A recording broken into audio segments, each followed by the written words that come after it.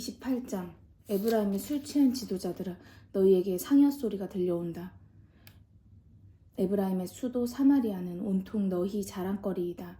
기름진 평원을 바라보며 언덕 위에 서 있는 사마리아는 반짝이는 너희 왕관과도 같고 머리에 쓴 너희 화관과도 같이 화려한 도성이다. 그러나 그 도성은 시들어 떨어지는 꽃처럼 무너져 내릴 것이다. 주께서 크고 무서운 군대를 보내실 것이다. 아수르의 대왕 사르곤의 군대가 쏟아지는 우박과 파괴하는 폭풍과 이곳저곳으로 범람하는 폭우처럼 이 땅으로 밀어닥칠 것이다. 주께서 권능으로 사마리아의 자랑스러운 것들을 모조리 땅바닥에 쓰러뜨리실 것이다. 에브라임의 술 취한 지도자들이 사마리아를 자랑하지만 그 오만한 면류관이 땅바닥에 짓밟힐 것이다. 사마리아는 기름진 골짜기를 내려다보는 언덕 위의 화려한 화관이지만 시들어 떨어지는 꽃처럼 몰락할 것이다. 사마리아는 추수가 시작되기도 전에 익은 첫 무화과와 같은 꼴이 될 것이다. 그것을 맨 처음 발견한 사람이 얼른 따서 먹어버릴 것이다. 그날이 오면 온 세계의 주인이신 여호와께서 친히 아직도 살아남은 자기 백성에게 화려한 화관과 빛나는 면류관이 되실 것이다. 재판관들에게는 주께서 올바로 판결을 내리도록 올바른 정신을 불어넣어 주실 것이며 도성 밖으로 적군을 쫓아내는 용사들에게는 힘과 용기를 주실 것이다. 심지어 예루살렘의 성직자들도 술 취하여 비틀거리고 있다. 제사장과 예언자들이 독주에 취해서 똑바로 걸어갈 수도 없구나. 아주 포도주 독에 빠진 채 지내며 독주에 취해서 비틀거리고 계시를 받을 때도 뒤뚱거리고 무서운 심판의 말씀을 전달할 때도 정신없이 헛걸음질을 치고 있다. 성전에서 제물을 바치고 잔치를 벌일 때마다 제사장들이 앉아서 먹고 마신 식탁에는 모두 그들이 토해놓은 오물로 가득 차 깨끗한 식탁은 한 곳도 없다. 그런데도 그들은 오히려 내게 화를 내면서 욕을 한다. 이사야가 성직자냐? 내게 무슨 자격이 있어서 우리를 감히 가르치느냐?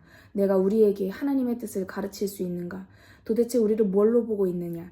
혹시 우리를 방금 젖떨어진 아이들이나 바로 젖가슴에서 떼어낸 아이로 여기는 것이냐?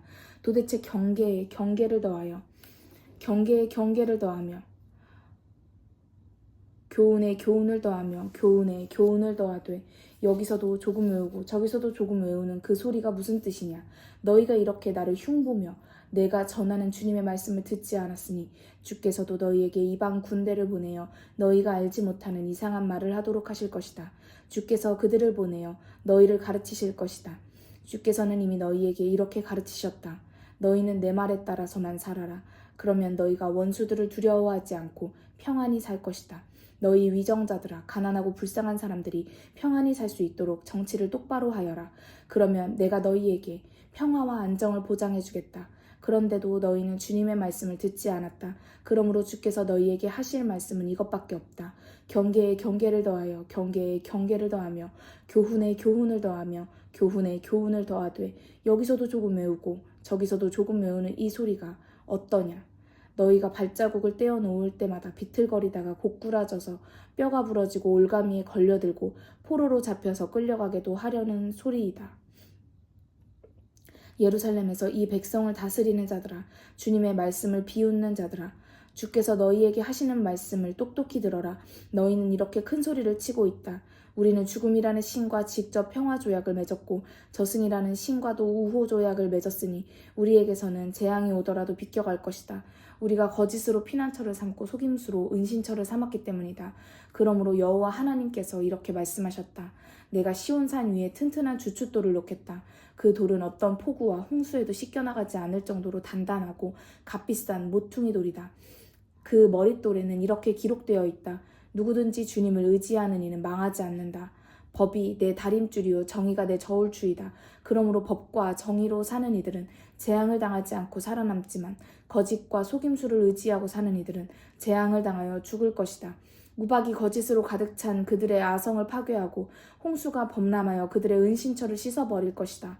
그때는 너희가 죽음의 신과 맺은 계약이 무효가 되고 저승과 맺은 조약도 쓸모가 없을 것이다. 바벨론의 군대가 범람하는 홍수처럼 너희에게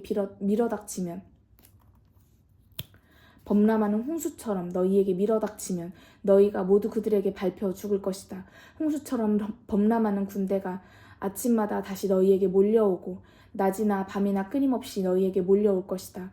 그러면 그토록 끊임없이 밀려오는 군대의 소문만 듣고서도 놀랄 것이다. 속담에 다리를 뻗자니 이부자리가 짧고 몸을 감싸자니 좁다는 말이 있는 것처럼 예루살렘이 이제 적진 앞에서 아무 대책도 세울 수 없게 되었다. 옛날에 여호와께서 브리심산에서 일어나 다윗의 대적을 멸하시고 기브온 골짜기에서 여호수아의 대적들에게 진노를 발하셨던 것처럼 다시 활동하실 것이다.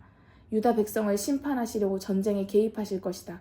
그러나 아무도 그 일을 깨닫지 못할 것이다. 하나님은 인간이 기대하는 대로 행동하시는 분이 아니라 법과 정의를 집행하시는 분이다. 그러므로 너희는 이제 내가 경고하는 심판의 말씀을 비웃지 말아라.